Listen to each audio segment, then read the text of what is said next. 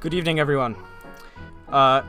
So we are making a tier list based on the ability of the legends that they can serve. So immediately, Horizon is S tier. She has, she can surf infinitely because of her hover and air strafing ability, and she has gravity lift, which allows her to infinitely reset. Oblique, what do you have to say about this? Horizon is undoubtedly the best character for surfing. Looking at just solely the facts, there is no way any other legend can compare to her. Exactly, because of her top air strafing and resets. Coming in and close behind is Bloodhound, who I'm going to place in B, simply because they are a medium-sized character, therefore they can infinitely surf.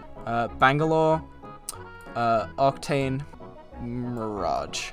Now, theoretically, these guys can infinitely surf because they are medium characters. However, it's very hard to pull off. Do you agree, Oblique? I would 100% agree with what you were saying. That is completely truthful. Wraith is a C tier, I think.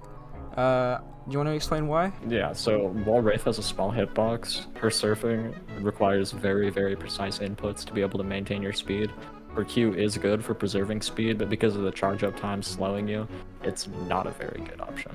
Exactly. Wraith is just outclassed by other legends. Very well explained. So in A tier, I'm placing Pathy. Although he is a large character and therefore requires much more precise inputs in order to infinitely surf, he does have a grapple which allows him to infinitely reset. So Rampart is going in D tier, simply because she's a small legend with no movement abilities. So, because of that, all the legends with no movement abilities and small hitboxes are going in D or E, depending on whether they are medium or small. Or, like, Caustic is F tier, arguably the worst character in the game, so is Gibby, simply because they are large characters and therefore require really precise movement, arguably the largest legends in the game, in fact, no, they are, and therefore require the most precise inputs, and have no movement abilities whatsoever, meaning they are utterly trash and the worst character in the game. Now, Valkyrie is, I would say, what would you think? I think she's B or C. Personally, I'd say C tier. While her hitbox is somewhat well suited to surfing, her jetpack only resets when you are on the ground, and Meaning since the game she doesn't can't stay consider you in as there. surfing, Yeah. yeah, so you don't get infinite reset. Fuse is Very going in B tier, C tier, because well-suited hitbox, but again, no movement abilities. Now, Revenant's a strange one, because although he has a large hitbox, his climb allows him to, like, even if he falls out of the thing, even if he falls in the holes, he can still maintain in the surf, because he has a lot higher climb and can actually climb really high into the surf ball. So I'm thinking that's a B tier, and I'm gonna move Mirage down actually, and Bangalore. I would have to agree with you. I'd say Revenant is definitely a B tier.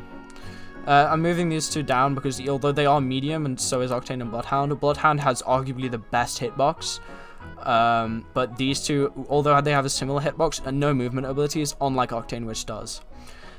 And where do you think Lovis should go? I'd say like C or D tier, honestly. I would probably C. Yeah, because Bracelet doesn't. Although Bracelet doesn't really do stuff, her hitbox is nice and well suited.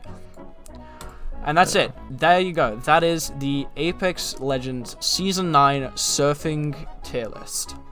Thank you for watching. And Seer's SSS, you already know. Seer's broken. Seer's broken, honestly.